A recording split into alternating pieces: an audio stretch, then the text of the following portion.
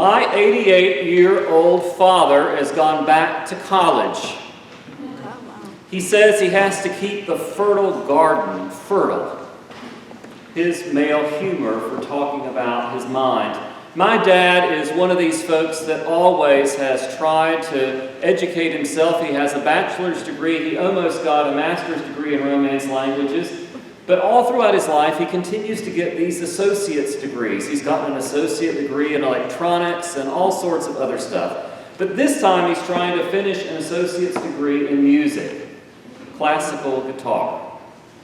But an associate's degree requires general education courses.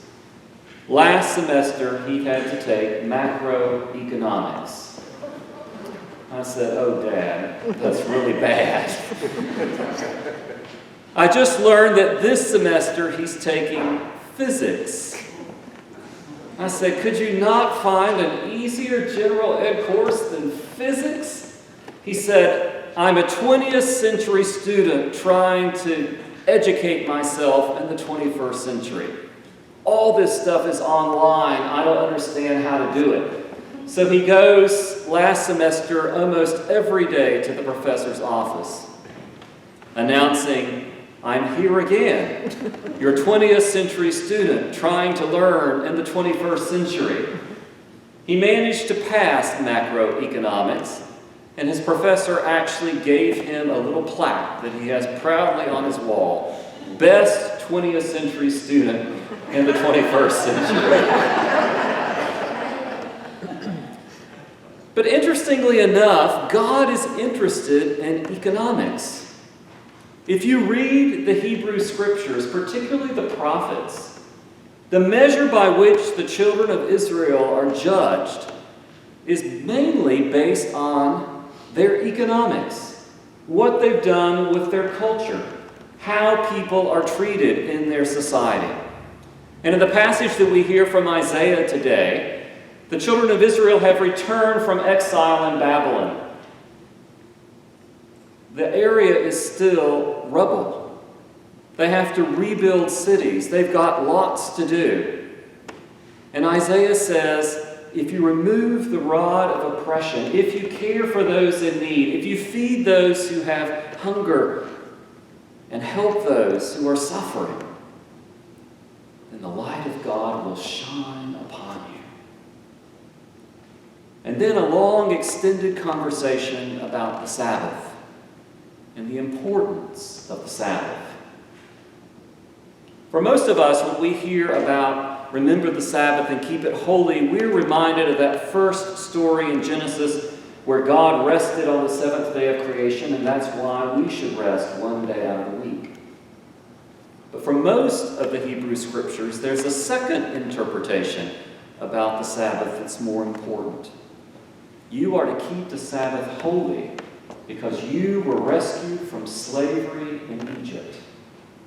And as you are now free, you have been liberated by God.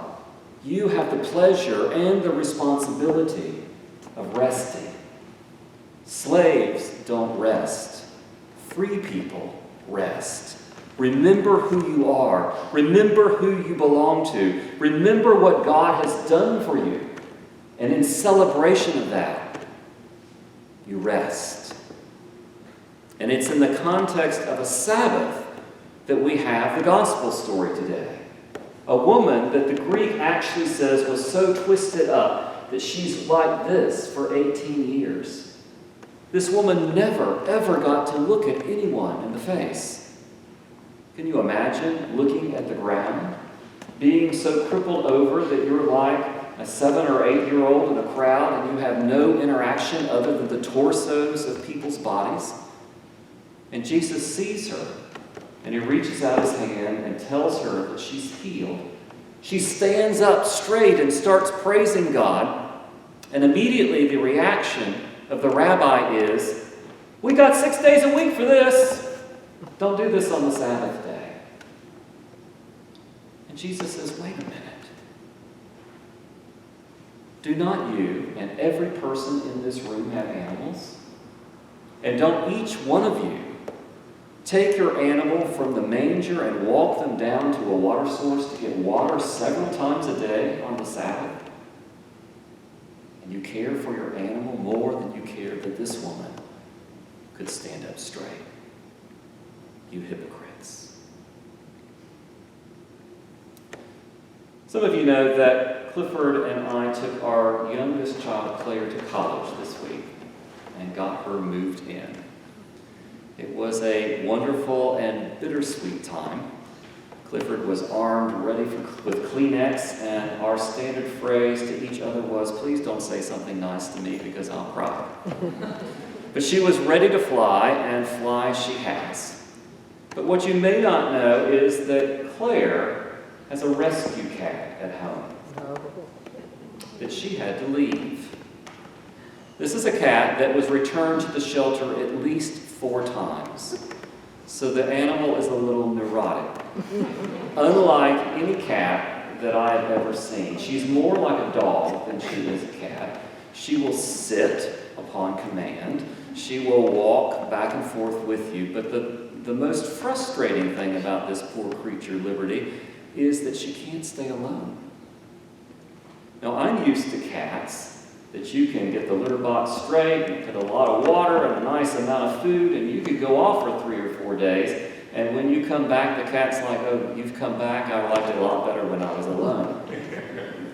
But this cat, if you leave this cat for more than about 5 hours at a time, this cat gets frantic.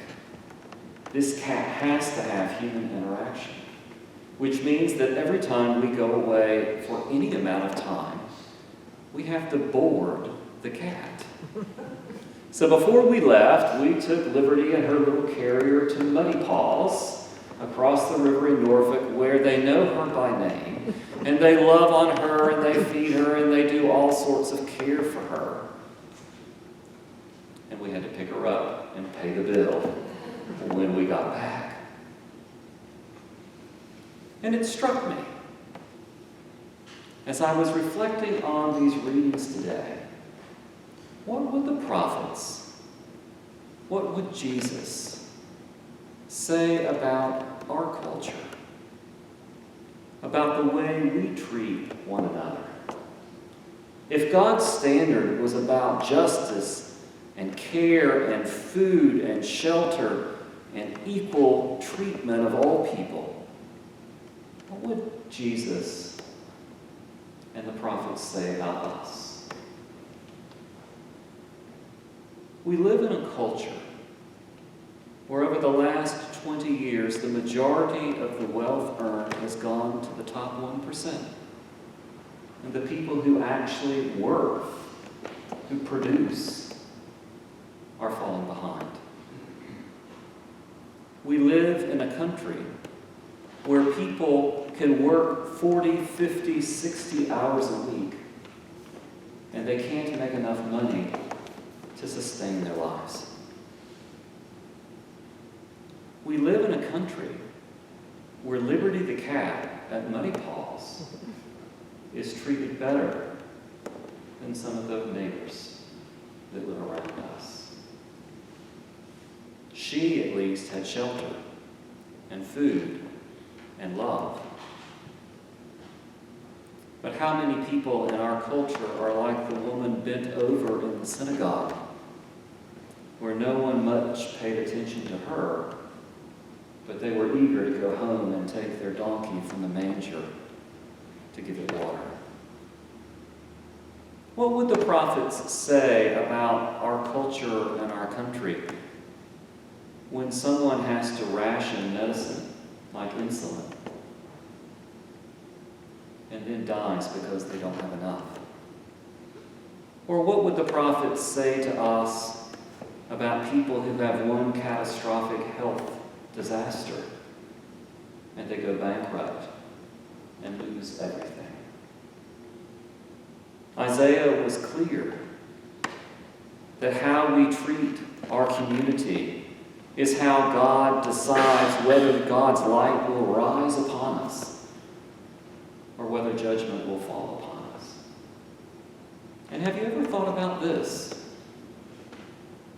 Sabbath rest today having a day off, a day for relaxation and renewal, is now only available to the wealthy and to the middle class. If you are working poor, you cannot obey the command for a Sabbath. For if you try, something or someone will go without. Oh, Luke, you've gone to meddling now. You're bringing up the prophets. You're telling us a story that is only told in your gospel by a Jesus who began his ministry saying, "The Spirit of the Lord is upon me, because he has anointed me to bring good news to the poor, release to the captives, recovery of sight to the blind." Jesus was about a just society. For Jesus understood that that is how God judges cultures, nations, and empires. What would God say to us? What hypocrisy would Jesus point out to us? And what should we do to change what we see?